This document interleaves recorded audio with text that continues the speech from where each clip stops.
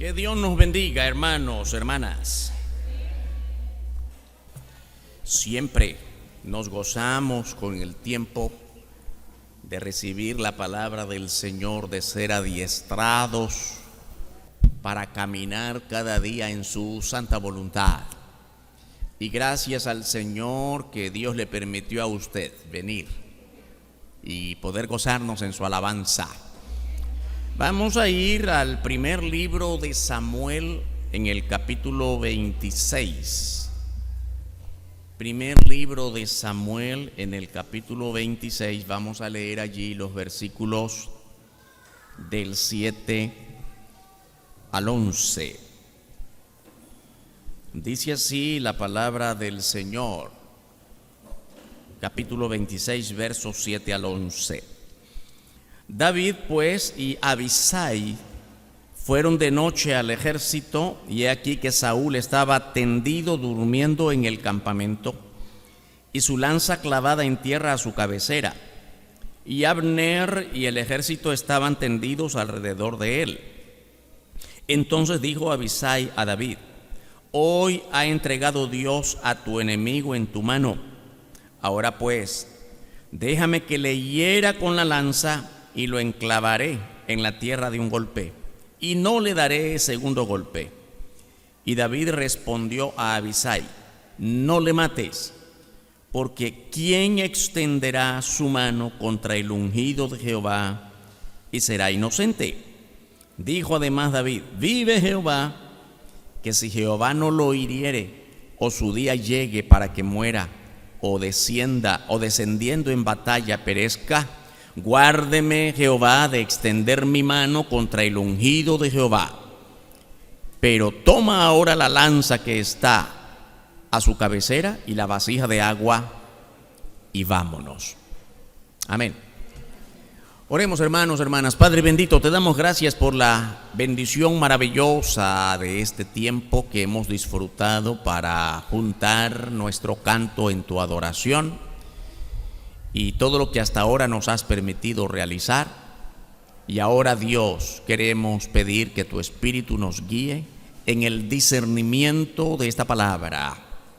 Gracias, Padre, que nos lo permites en este momento, y también rogarte que nos perdones todo pecado, todo aquello que ocupa lugar en nuestra mente, inquietudes, cosas no resueltas, quizá alguna situación que nos acongoja, que nos trae malos recuerdos. Todo eso apártalo de nosotros, que nada estorbe nuestro buen propósito de recibir esta palabra y gozarnos en ella.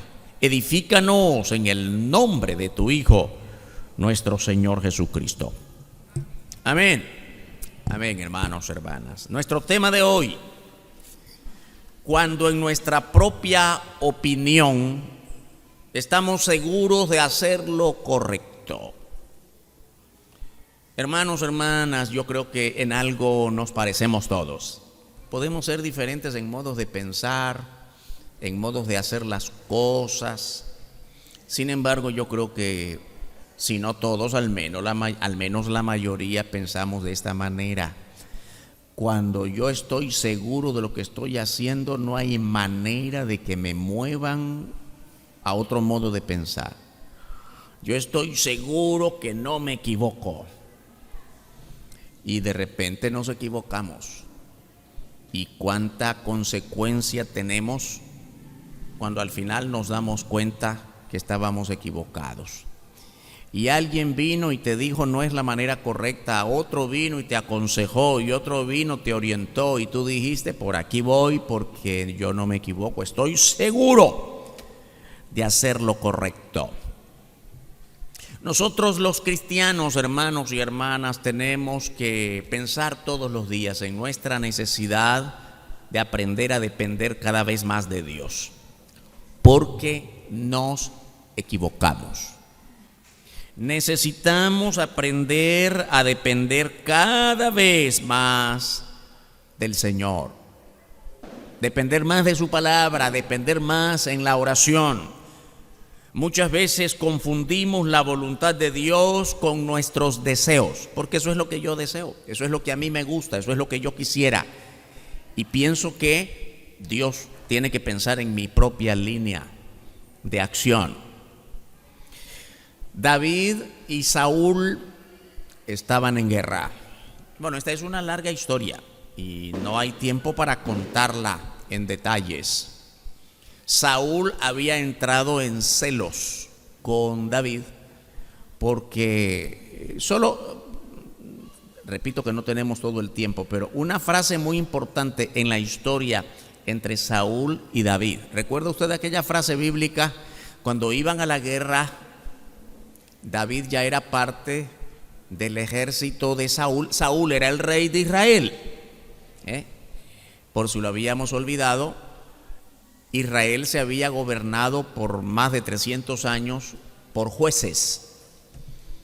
Y después quisieron tener un rey, otra larga historia. Dios se los permitió y eligieron, y al final el primer rey de toda la historia fue Saúl.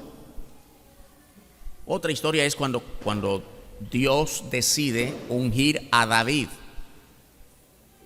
como el rey después de Saúl. Pero antes de todo eso, Saúl era el primer rey, y en otra larga historia David llega a ser parte del ejército del rey y comienza a ganar fama porque era un gran guerrero. Cuando iban a la guerra y venían de regreso triunfantes, recuerda el coro que cantaba la gente: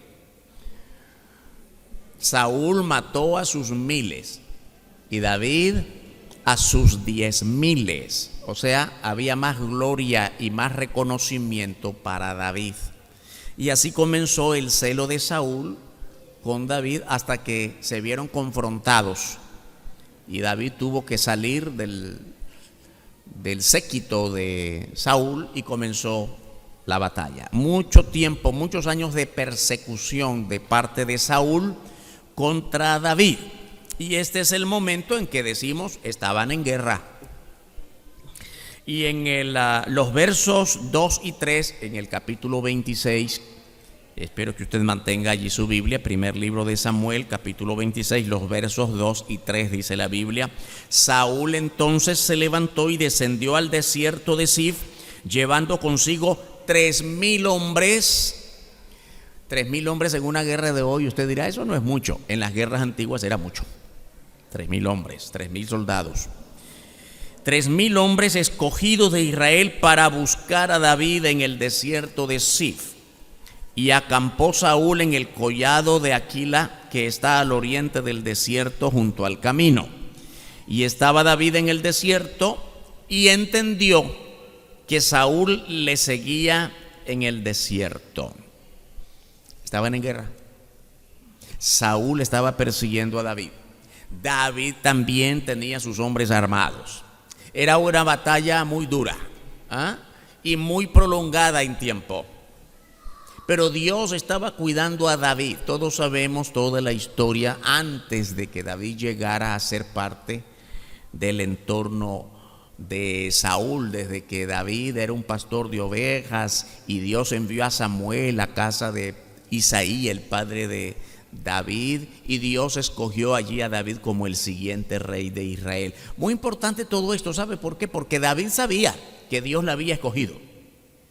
Y David desde el principio, y todavía era muy jovencito, muy joven. Es importante esto, hermanos. No todos los jóvenes tienen la madurez que deseáramos para entender las cosas de la vida.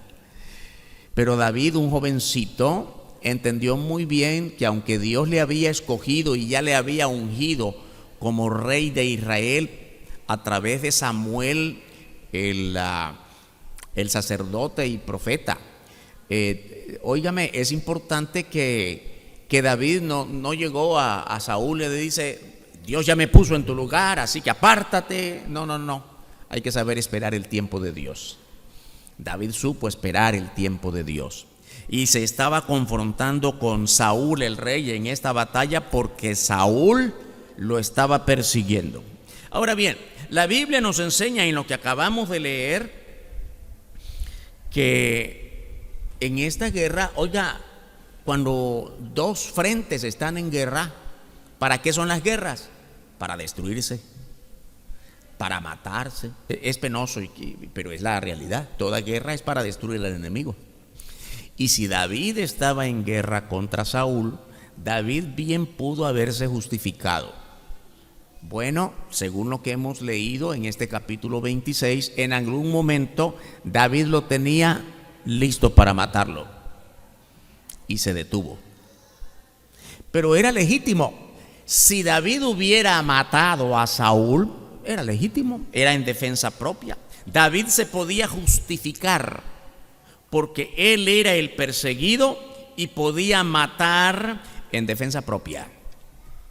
Mire bien lo que dice el versículo 4. David, por tanto, envió espías y supo con certeza que Saúl había venido. ¿Ya? Sabía que Saúl estaba allá al otro lado, envió espías para tener información, como suele ocurrir en toda guerra. Y cuando tuvo la información de por dónde podía entrar y por dónde llegar y penetrar el frente de Saúl, ya lo tenía y así lo logró. Dice la Biblia que Saúl estaba dormido. David podía pensar, hermanos, ¿qué pensamos nosotros?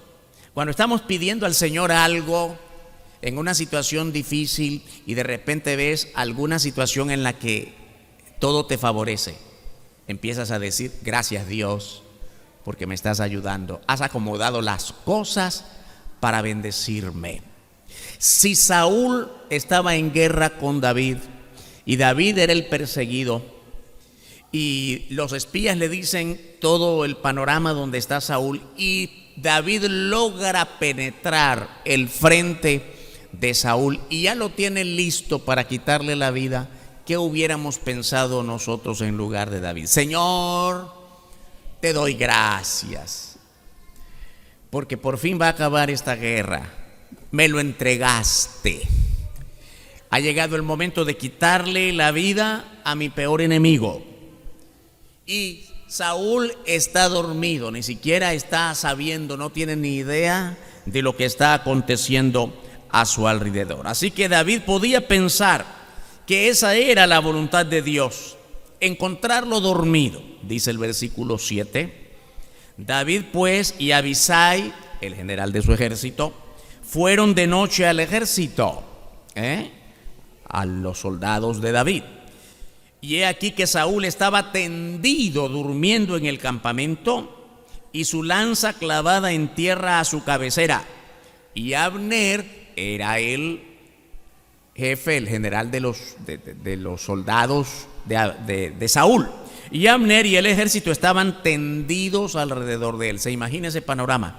Saúl y su general y todo el ejército allí dormidos.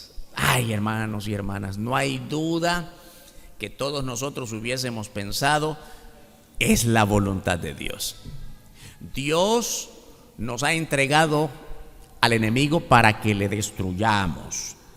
No hay duda que vamos a hacer lo correcto.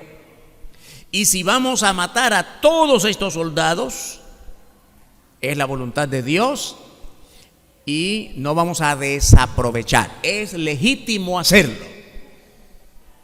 Hermanos, hermanas, ¿cuántas veces nosotros hemos tenido situaciones parecidas? No hay duda que aquella persona, ¿sabe qué? Aquella persona ha andado hablando mal de mí, me ha estado calumniando y me ha hecho daño y cayó con una grave enfermedad. Señor, te doy gracias porque está en tu mano y me estás defendiendo. Nos equivocamos, hermanos.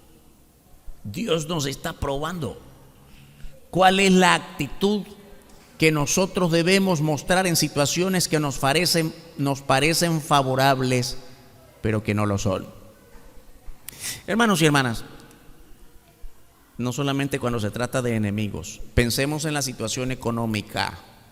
¿Cuánto tiempo has pasado sin empleo? ¿Cuántas situaciones difíciles estás viviendo? Y de repente alguien viene a ofrecerte un trabajo fácil. Podemos entender muchas formas de trabajo fácil. Usted está en una situación parecida, venga, yo le voy a dar un trabajito. Fíjese que tengo ahí una mercadería que nadie tiene que saber qué cosa es. Usted tiene un vehículo que me puede servir. Le pongo esa mercadería y se la lleva allá. Por ahí hay un cliente, ¿verdad? Y la plata que le voy a dar es bastante. Y usted dice, Señor, te doy gracias porque he pedido tanto por esto. Y qué bueno que ni siquiera tengo que saber qué cosa es. No tengo que abrir esas cajas. ¿Cuántas veces hemos dado gracias por situaciones así? Porque es dinero fácil, porque de la noche a la mañana cambió el rumbo de mi vida. Y Dios hace todo fácil. Yo no sé quién piensa que promesa de Dios es hacer todo fácil. Ay, que si Josué en aquel tiempo hubiera escuchado, Josué, levántate y yo voy a abrir camino por ti, yo te lo voy a hacer todo fácil. Así fue. No, ¿qué fue lo que le dijo Dios a Josué? De casualidad recuerda que uno de los pasajes más conocidos de todo el libro de Josué es Josué 1:9. Mira que te mando que te esfuerces y seas valiente. Pero Señor, si me estás mandando, tú me dijiste ya murió Moisés y ahora yo soy el que estoy al frente, ¿por qué me voy a esforzar si tú estás conmigo? Si tú estás conmigo seguro todo me va a llover de arriba, tú vas a abrir las puertas, todo el mundo me va a hacer caso. ¿Verdad que no? Esfuérzate. Yo te puse al frente, pero te toca a ti. ¿Quién dice a la iglesia que para abrir una iglesia nueva todo va a salir fácil? No, sí, porque es la obra de Dios, pero Dios la puso en nuestras manos.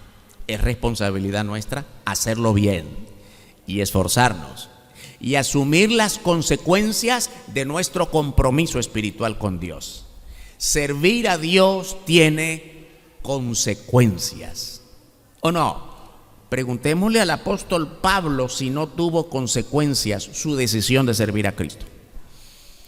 Latigazos, cárcel, persecución, cuántas cosas. Y Pedro y Juan y todos los apóstoles que predicaron de Cristo. Y no es que Cristo les dijo, donde quiera que vayan, yo iré con ustedes. Es verdad, Él estaba con ellos, pero no dijo que la cosa iba a ser fácil. Así que hermanos y hermanas, no nos confundamos cuando todo parece agradable, de acuerdo a como yo lo quería, exactamente como lo ha dictado mi deseo personal. Entonces, gracias Señor. Espérense un momentito, que no fue así con David. David mostró verdadero temor por la voluntad de Dios. Quiere decir que buscó la voluntad de Dios. Sí, David era un hombre de oración, buscaba la voluntad de Dios y por eso el Espíritu de Dios estaba guiándole para saber que esa no era la voluntad de Dios. Quitarle la vida a Saúl en ese momento no era su voluntad. Pensemos, hermanos y hermanas, ¿por qué David había llegado a buscar a Saúl a su propio campamento? El sentido común nos indica que iba a matarle. Iban para matarle, estaban en guerra. Óigame, no hay ningún indicio en la Biblia que nos enseñe que David llegó a dialogar con Saúl. No. Era o te mato o me matas. Y quien mate primero ganó la guerra. Y se acabó la guerra, y el que gana en una guerra es una victoria legítima. ¿Comprende? Entonces no hay tiempo aquí para pensar, no hay lugar para pensar que David llegó a dialogar, a establecer un consenso de paz. No, hermanos y hermanas, llegó a matar. Observemos que él mismo detiene a Abisai, al jefe de sus hombres armados, y le muestra que no deben tocarlo. ¿Por qué, hermanos? Porque es el ungido de Jehová. Esta es la frase bíblica que usa David. No lo toques. Tenía plena convicción de que Dios en su soberana voluntad había permitido que Saúl fuera el rey de Israel a pesar de todas sus debilidades y pecados. Sí, hermanos, nosotros tenemos que pensar acerca de la voluntad de Dios.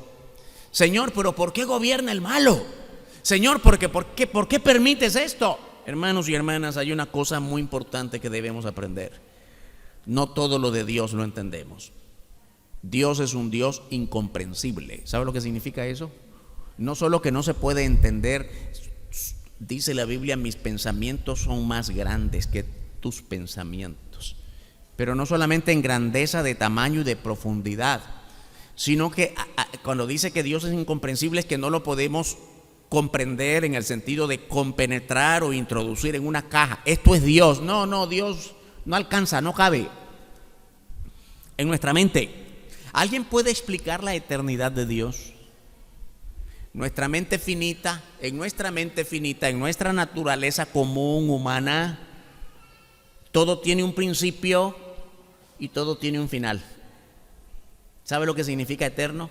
Que no tiene principio. Para nosotros no puede caber en nuestra mente. Recibimos esa verdad por fe.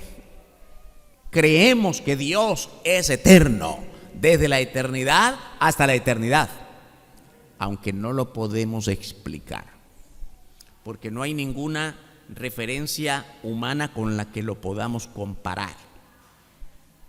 Cuando el Señor Jesús hacía sus parábolas, constantemente hablaba en parábolas. Todos los evangelios están con parábolas, llenas de parábolas, para que el evangelio se hiciese más comprensible. Y el Señor Jesús siempre decía: el reino de los cielos es semejante a muchas cosas. A una mujer que perdió una moneda, a un hombre que sembró la tierra, a un rey que envió a su hijo por aquí. Es semejante a. ¿Por qué se asemeja? ¿Por qué hace siempre relaciones? Porque quiere hacer entender a nosotros que el reino de los cielos no es complicado entenderlo, y aquello que no entendemos debemos creerlo por fe. Hay cosas, muchas cosas del reino de Dios que son explicables de modo fácil, porque tiene que ver con la manera humana de vivir. Sin embargo, nunca encontramos en la Biblia: la eternidad de Dios es semejante a. No hay con qué compararlo, no hay con qué asemejarlo. Dios es eterno y solo Él es eterno. Y es imposible para nosotros explicar la eternidad de Dios. Solo tenemos que creer que es una verdad. Bien, hermanos y hermanas, cuando pensamos en estas cosas, lo mismo es cuando queremos que Dios nos explique por qué permite esto o por qué permite lo otro. Profetas del Antiguo Testamento quisieron pedir explicación a Dios. El profeta Habacuc quería entender: Señor, ¿por qué me permites ver tanta injusticia? No hay respuesta de Dios, solo dijo: yo sé lo que estoy haciendo. Y Jeremías quiso entender, y todos los profetas quisieron entender. Algunas veces Dios trató de explicar.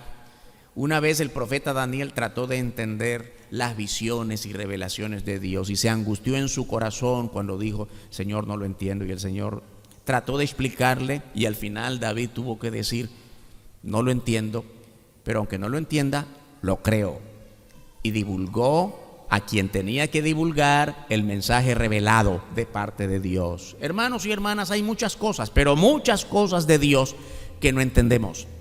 El propósito de Dios no es que las entendamos, sino que las obedezcamos. Tenemos que esforzarnos por entender mucho de Dios, pero no todo lo vamos a entender. Y seguramente David tenía también muchas preguntas. Señor, si tú me levantaste como el rey siguiente de Israel, ¿por qué tengo que enfrentarme con Saúl? ¿Por qué tengo que esconderme? ¿Por qué tengo que ir por allá y hacer esta guerra injusta de parte de Saúl? Sin embargo, hermanos y hermanas, cuando le llegó el momento de acabar con la guerra, matando al rey de Israel, sabiendo que él era el rey siguiente, dijo a su general Abisai: no lo toques, es el ungido de Jehová. Dice la Biblia en los versos 10 y la primera parte del verso 11. Dijo además David: vive Jehová, que si Jehová no lo hiriere, o su día llegue para que muera, o descendiendo en batalla perezca, guárdeme Jehová de extender mi mano contra el ungido de Jehová. David está mostrando confianza en que Dios a su tiempo cumpliría su voluntad con él. Dios ya me levantó como rey, pero no tiene que ser hoy, no tiene que ser mañana, al tiempo de Dios. Tengo confianza que Dios lo hará. Tengo confianza en que Dios tiene toda cosa bajo su control, hermanos y hermanas. Yo creo que nosotros nos ahorraríamos muchos momentos de angustia si empezamos a creer con toda confianza, con toda fe, que Dios está en control de todo. Hermanos y hermanas, yo sé que hay cosas en este mundo, en el tiempo de hoy, que nos traen angustia. Y yo creo que especialmente, bueno, las situaciones particulares, ¿no? No tenemos trabajo, estamos con problemas económicos y A, B, C, D, un montón de cosas más. Y especialmente el tiempo de pandemia, seres queridos que se siguen yendo de este mundo. Hermanos y hermanas, situaciones de mucha angustia, de mucho estrés, de mucho agotamiento. Pero yo creo que nos ahorraríamos mucha angustia si empezamos a confiar más que todo está en el control de Dios, que estamos siendo probados por Dios para crecer en carácter, para crecer en confianza, para crecer en dependencia hacia nuestro Dios. Saúl ya no estaba bajo la voluntad de Dios, pero David no tomó venganza por eso, dejó que Dios lo hiciera. Bueno, la palabra venganza, no olvide que Dios le da mucha importancia a que todos nosotros como seres humanos tendemos a la venganza. Es que para nosotros es injusto que quede así. Viene Saúl contra mí injustamente, eso es injusto, no puede quedarse así. Y ahorita que ya lo tengo bajo mi espada, se acabó todo. Hermanos, ¿qué cuesta entender que no es a tu modo, sino al modo de Dios? ¿Y cuántas veces pensamos que aquel me las hizo y no puede quedarse así? Eso es injusto. Que se quede así sin nada, eso es injusto. Por tanto, yo tomaré venganza. ¿Qué te dice Dios? Mía es la venganza. No te metas en eso. No te preocupes. Señor, pero ¿cómo es posible que se quede así sin nada? No, es que no se va a quedar así. Dios no ha dicho, deja que así se va a quedar sin nada. No, mía es la venganza. No te toca a ti, deja que yo lo haga. Yo pagaré, dice el Señor. Ay, qué bueno, hermanos, confiar en eso. ¿Cuántos enemigos tiene? Yo espero que usted como creyente, como cristiano, no promueva la enemistad contra nadie, que usted no sea enemigo de nadie, pero de repente aparecen enemigos gratuitos. Y usted muchas veces somos tentados a ir contra el enemigo con venganza. ¿Qué te dice Dios? No te preocupes, yo te defiendo. Ay, qué bueno, no tengo que hacerlo. Aprendamos a descansar, que Dios es justo, perfecto. La justicia de Dios es perfecta. Oiga, David estaba dejando las cosas bajo la autoridad de Dios. Y yo creo, hermanos y hermanas, que cuando David dio orden a Abisai y a sus hombres, no lo toquen. La Biblia no nos narra cada detalle, pero yo sí creo que hubo una tremenda discusión. ¿Por qué? Bueno, porque no solo la vida de David estaba en peligro en una guerra, todos estaban en peligro. Y además, yo creo que los otros pudieron haberle dicho, oye David, hemos entregado nuestra vida por ti, ahora que lo tenemos, tú nos dices que no le hagamos nada. ¿Tú crees que estás solo en esto, en esta decisión? Ahora llegó el momento de acabar con este hombre, de tu enemigo, y tú vas a ser el rey. ¿Por qué no acabamos con esto ahora? No lo toques. Este hombre, por muy injusto que ha sido hasta ahora, es el ungido de Jehová. Ay, cuánta enseñanza, hermanos. ¿Cuántas veces nosotros hemos considerado ese cristiano? Es un mal cristiano. Sí, pero es hijo de Dios. Yo siempre recuerdo, hermanos y hermanas, si no vayamos a la Biblia, cuando Pablo escribe a la iglesia de los Corintios, ¿cuántas veces hemos hablado en nuestras reuniones, sermones, estudios sobre la carta a los Corintios? Una carta muy dura. Pablo señala cosas duras a la iglesia en Corinto. Una iglesia en inmoralidad, una iglesia en pecado, una iglesia de toda clase de maldades. Sin embargo, desde el principio de la carta les llama mis amados hermanos en Cristo. ¿Comprende? Son sus hermanos. Sí, andan caídos, sí, son mentirosos, sí, y roban y viven en adulterio, pero son los hijos de Dios. Tenemos que aprender a reconocer eso, hermanos y hermanas. Ser cristiano no significa, oiga bien esto, ser cristiano no significa no resbalar nunca. Todos estamos en peligro de resbalar en cualquier momento. Ser cristiano es levantarte cuando te caes, porque te caes. El que no cae de un resbalón, cae de otro. Y todos necesitamos que el Señor nos sustente con su mano poderosa. Y por eso es que no podemos ir contra el otro, juzgar al otro, porque nuestra lucha, nuestra batalla de todos los días es contra todas las adversidades espirituales del mundo de maldad. Notemos, hermanos y hermanas, cómo David se cuida de no manchar sus manos con la sangre de Saúl para honrar así a Dios. Notemos cómo nosotros necesitamos callarnos cuando tenemos el deseo de hablar contra el otro que nos hace daño para honrar a Dios. Cállate, déjalo en el control de Dios. Ora por esa situación, por esa persona, porque Dios sí tiene control y Dios no se equivoca. Aun cuando nosotros creemos estar haciendo lo justo, aquel hizo daño, a lo mejor no a mí sino a otro, yo vengo en venganza, nos equivocamos, pero Dios no se equivoca porque Dios sabe exactamente la medida justa con la que debe retribuir el bien o el mal. Él sabe la medida correcta, la medida perfecta. David sabía, hermanos y hermanas, que Dios no iba a preservar a Saúl con vida por mucho tiempo. Este versículo nos da la certeza de que de cualquier forma Saúl moriría, como en efecto ocurrió. No tuvo que matarlo David. Todos sabemos después que Saúl se quitó la vida. Dios tiene previsto de qué modo Él va a hacer su santa justicia.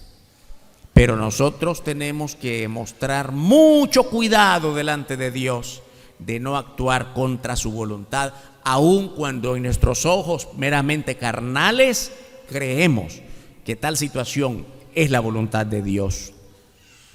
David se aseguró de dejar constancia de lo ocurrido cuando le dijo a Abisai: no lo toques.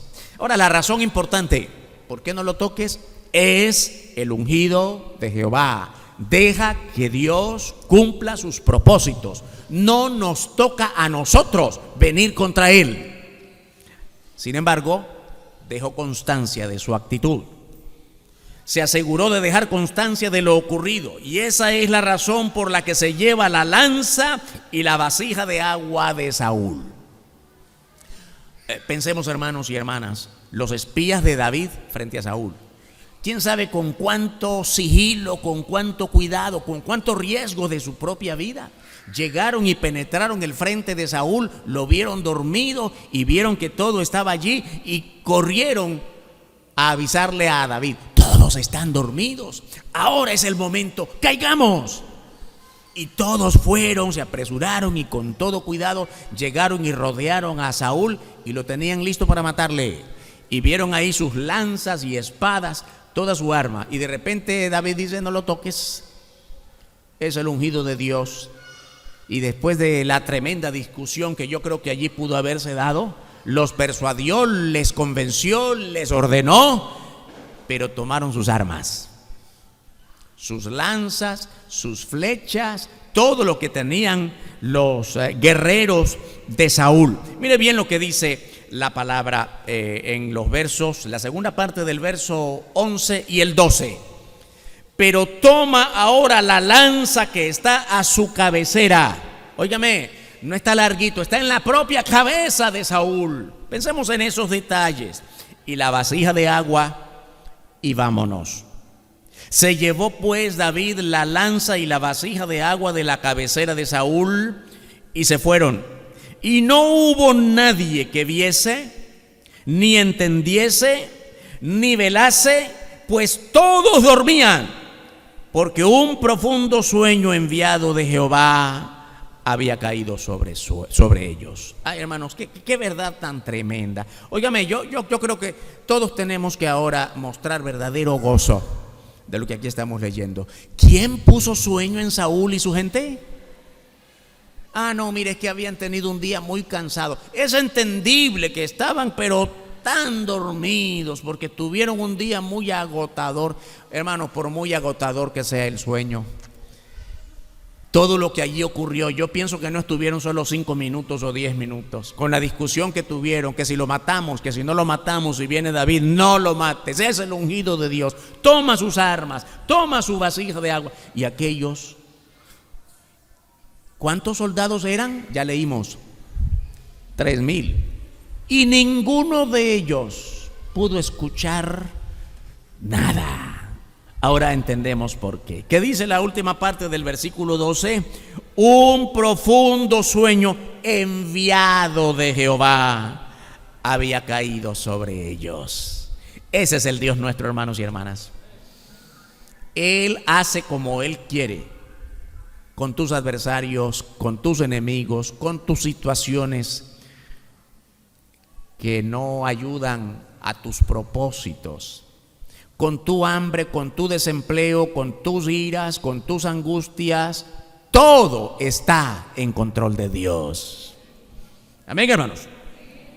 Dios bendijo mucho a David durante toda su vida, aun cuando sabemos que David no fue perfecto en todos sus caminos. Ahora sabemos eso, ¿no? Por eso estábamos diciendo, hermanos y hermanas, Él es el ungido de Dios. Saúl es el ungido de Dios.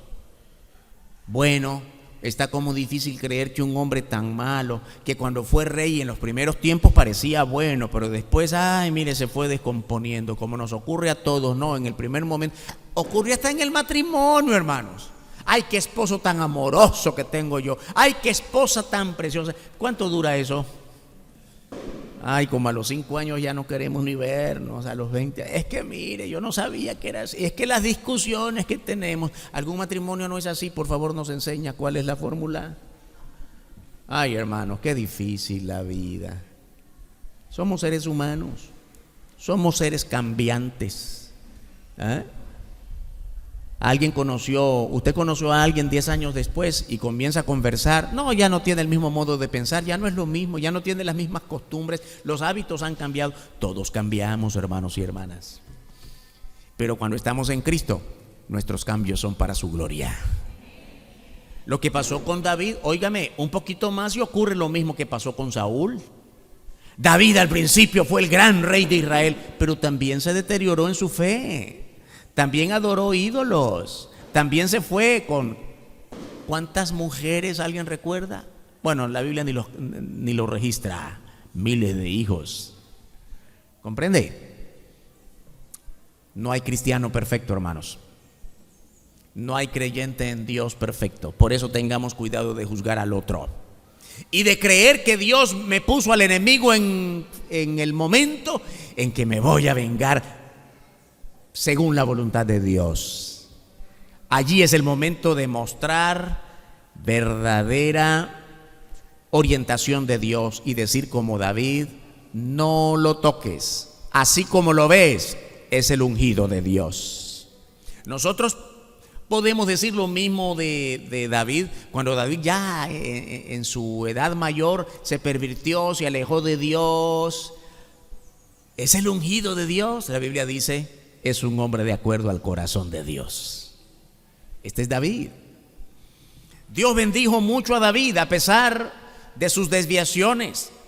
En el primer libro de Samuel, capítulo 2, versículo 30, dice la Escritura: porque yo honraré a los que me honran, y a los que me desprecian serán tenidos en poco. Esta es palabra del Señor, hermanos. El Señor es quien está diciendo: yo honraré a los que me honran, y los que me desprecian serán tenidos en poco. Hermanos, hermanas, por favor, vivamos nuestra vida entre el grupo de los que honran a Dios. Dios honra a los que le honran. Dios honra y pone en alto a los que le obedecen. Dios honra y pone en alto a los que se humillan delante de Él. Dios honra y pone en alto a los que no se equivocan porque no actúan de acuerdo a sus venganzas, a sus odios, a sus rencores, sino bajo la voluntad de Dios. Y esta voluntad de Dios es la que sabemos de Dios solo cuando estamos en completa entrega a su voluntad, en tiempo completo, en su palabra, en la oración. Dios bendice en gran manera a quienes honran su nombre. Vale la pena, hermanos, todos los días que nosotros pensemos en esto. ¿En qué momento de mi vida estoy? ¿En el momento cuando Abisai quería lanzar su espada contra Saúl, o en el momento cuando David lo detuvo y le dice: párate? Él es el ungido de Jehová. ¿En qué momento está tu vida? En este preciso instante. En el momento en que crees que todo lo que acontece tiene que ser la voluntad de Dios, porque es lo que yo le he pedido. ¿Sabe usted que no todo lo que pedimos a Dios está de acuerdo a la voluntad de Dios? Lo que pedimos de Dios son nuestros deseos. Es como yo quisiera que fuera, y no siempre es lo que Dios quiere. Dios sabe de qué modo podemos ser bendecidos. Otras veces hemos dicho esto, pero tenemos que recordarlo una y otra vez. ¿Cuál es el mayor deseo de todos? ¿Qué quisiera usted? La mayoría dice: dinero. ¿Ve que el dinero resuelve muchas cosas? Claro que sí. No todos estamos preparados para tener dinero. Eso es importante pensar. Usted pone una gran cantidad de dinero en dos personas. Una puede ser que lo use muy bien, pensando en lo bueno, pensando en el otro, pensando en la obra de Dios. Sin embargo, otro puede ser que lo despilfarre y un mes después ya no tenga nada y vuelva usted a pedirle más. No es para todos tener dinero. ¿Y por qué Dios no me bendice cuando ve que tengo deudas, recibos que no he podido pagar y estoy aquí en situaciones de verdad de mucho lamento, de mucha angustia, de mucha limitación? ¿Por qué Dios no me bendice y bendice al otro de la misma manera que yo lo estoy pidiendo? Porque Dios sabe a quién le conviene más, según su voluntad, hacer lo que estás pidiendo. Dios no nos bendice a todos de la misma manera. ¿Sabe por qué? Porque Dios nos conoce de modo muy particular a cada uno. Y qué bueno que nuestras oraciones sean para pedir al Señor: Señor, bendíceme según tu voluntad, no según la mía. Porque no solo no siempre, sino casi nunca la voluntad de Dios es como la nuestra, o la nuestra es como la de Dios. No siempre vamos en la misma dirección. Y por eso tenemos que advertir, hermanos y hermanas, necesitamos aprender más a someternos a la voluntad de Dios para no resbalar, para no caer y para no creer que todo lo que nos parece bien o bonito es la voluntad de Dios. Qué fácil es caer en el engaño de confundir nuestros deseos carnales con la voluntad de Dios, especialmente cuando se trata de nuestras relaciones con los demás. Podemos llegar a pensar que cualquier situación ventajosa es una oportunidad que Dios nos da para actuar contra otros. La actitud de David nos enseña que en todo momento debemos actuar con sumo cuidado. Tenemos que discernir con sabiduría y mucha oración cuál es la voluntad de Dios. El Señor no nos permitirá actuar con venganza, odio, amargura, daño, cuando Él mismo nos manda a perdonar, amar y hacer el bien. Vamos a orar. Padre nuestro, te damos gracias por tu palabra. Perdónanos las muchas veces que pensamos que toda situación de nuestra vida favorable a nuestros intereses es tu voluntad. Ayúdanos a no caer en el engaño.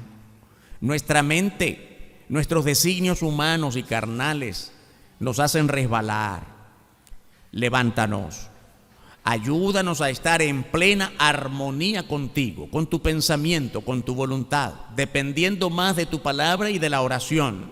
Guíanos, Padre, en medio de un mundo tan lleno de desafíos y de peligros. Sigan orando, hermanos y hermanas.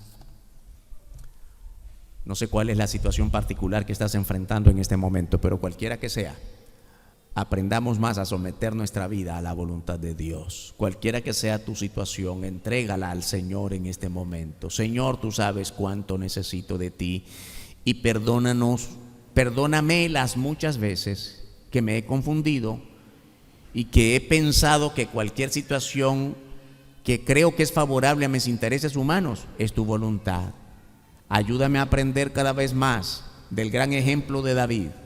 Supo discernir tu voluntad en un momento preciso y glorificar tu nombre, negándose a quitarle la vida al ungido tuyo. Levanta tu mano esta mañana, hermano, hermana. ¿Cuál es tu situación? Dios te bendiga, hermana. Dios te bendiga. Y una y otra y otro. Dios te bendiga. ¿Alguien más?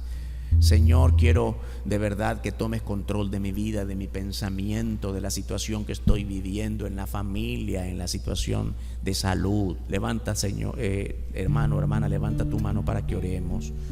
Todos necesitamos. Dios te bendiga, Dios te bendiga, Dios te bendiga, Dios te bendiga. Oh, cuántas manos, Dios te bendiga.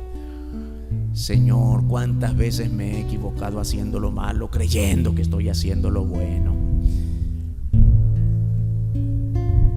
No es tan difícil, hermanos y hermanas, aprender a discernir la voluntad de Dios. ¿Sabe lo que es difícil? Someternos a ella. Yo sé cuál es tu voluntad, pero me cuesta someterme a tu voluntad. Señor, que de ahora en adelante aprenda más. Por última vez, levanta tu mano si no lo has hecho. Dios te bendiga, Dios te bendiga. Bendito tu nombre, grande, santo, poderoso. Gracias, Señor, por la palabra que nos has dado. Tú conoces la situación particular de cada uno. Que podamos glorificar tu nombre buscando tu rostro, tu voluntad cada día, siendo instrumentos de tu mano para poner en alto el nombre de Cristo. Que tu nombre sea glorificado en cada situación difícil que vivimos, porque todo está en tu control. Oramos agradecidos en el nombre poderoso y bendito del Señor Jesucristo. Amén. Dios nos bendiga, hermanos y hermanas.